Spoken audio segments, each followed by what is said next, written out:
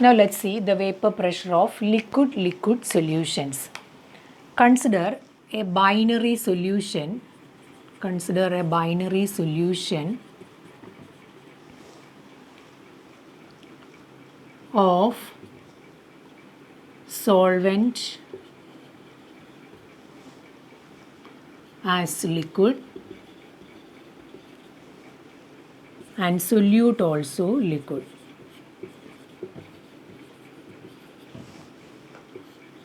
In a closed vessel. So consider a binary solution where two components are there, one is solvent, the other one is solute. Here we can consider liquid solution where solvent is a liquid and solute is also a liquid. And these two components are volatile in nature also. So these two components are volatile in nature. That means both are easily vaporizable. Here we can say solvent, for example, it is water and alcohol. So water is the solvent and alcohol is the solute. So this is an example of a liquid solution where both the components are liquids and also both are volatile in nature. So consider these two components are volatile in nature. So consider this closed vessel. This contains liquid A. So this is pure liquid A and this is volatile in nature. And this will exert pressure on the surface of the liquid. This will have vapor pressure and this vapor pressure can be denoted by P0A. So actually this is the solvent molecule. Then another container, it's also a closed container and this is liquid B. This is also volatile and this can be considered as the solute, and this is volatile in nature and this will also produces vapors and this will also have vapor pressure, and this vapor pressure can be denoted by the symbol P0B. So solvent and solute, one is the solvent and the other one is the solute. If these two combines together to form a solution, so in the case of solution, there are molecules of A and there are molecules of B. So molecules of A and molecules of B are there and this is solution A and B. It contains A and B, and this will also exert pressure and there is also vapor pressure, and the new pressure may be PA and PB. So in the first container, this is the solvent and this is volatile in nature, and this liquid A will exert pressure and that vapor pressure is denoted by P0A. And in the second container, that is also a closed container, that solute is volatile in nature and that solute molecules also exerts pressure and that vapor pressure is denoted by P0B. And if these two components combine together form a solution, that solution contains two components A and B, and this will also exert pressure and vapor pressure is there, and the new pressure will be PA and PB. So according to Raoult's law, the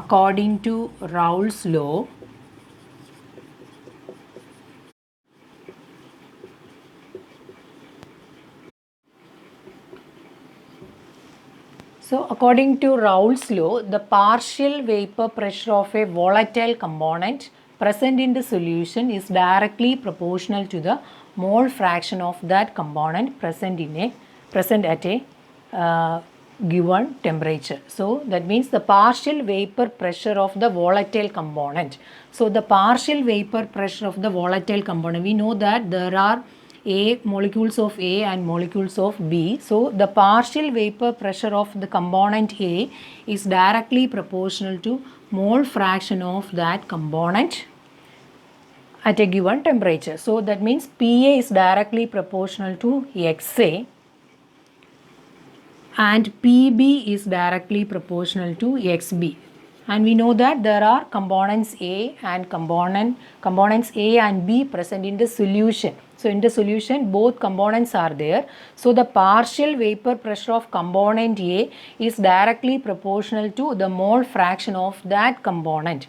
So the partial vapor pressure of component B is directly proportional to mole fraction of that component. So this is Raoult's law. So we can draw a graph between vapor pressure and mole fraction. So if there is a graph between vapor pressure and mole fraction, since they are directly proportional, we will get a straight line. So the graph between vapor pressure and mole fraction will be a straight line.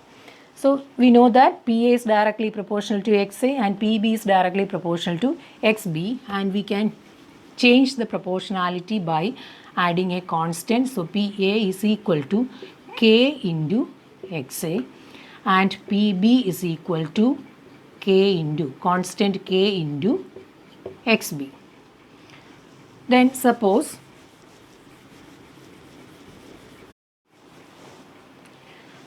so PA is equal to K into XA.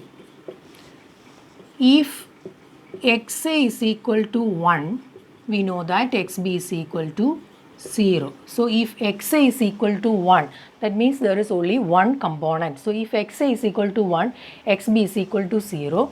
Therefore, PA is equal to K. So if XA is equal to 1, that means there is only one component, or component A is there, component B is absent.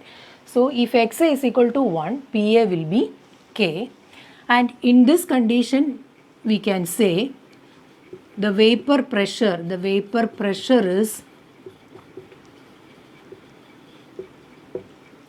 the pressure of the pure component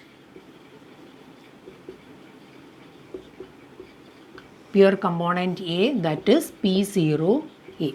So in this case, under this condition, if XA is equal to 1, we know that there is only one component. Under this condition, the vapor pressure is actually the pressure of the pure component A. That means it is P0A. Therefore, K is equal to, that constant is equal to P0A.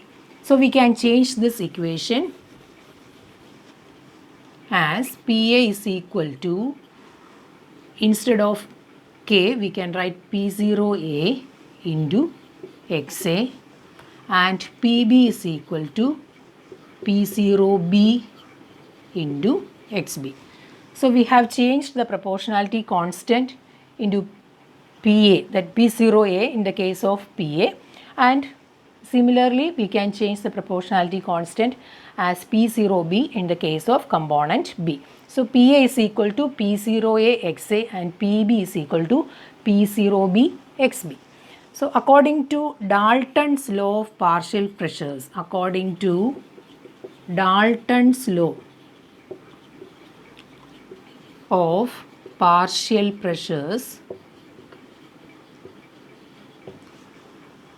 the total pressure is the sum of the partial pressures. So according to Dalton's law of partial pressures, the total pressure is the sum of the partial pressures. So we got the partial pressures PA and PB. So the total pressure PT, total pressure P total or PT is equal to PA plus PB.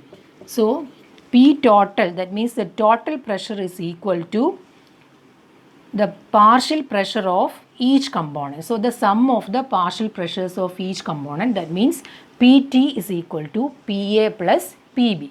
So we can write PT is equal to P0A XA plus P0B XB. So instead of PA we can write P0A XA, instead of PB we can write P0B XB. This is equal to P0A into 1 minus XB. That means we know that XA plus XB is equal to 1. So XA is equal to 1 minus XB.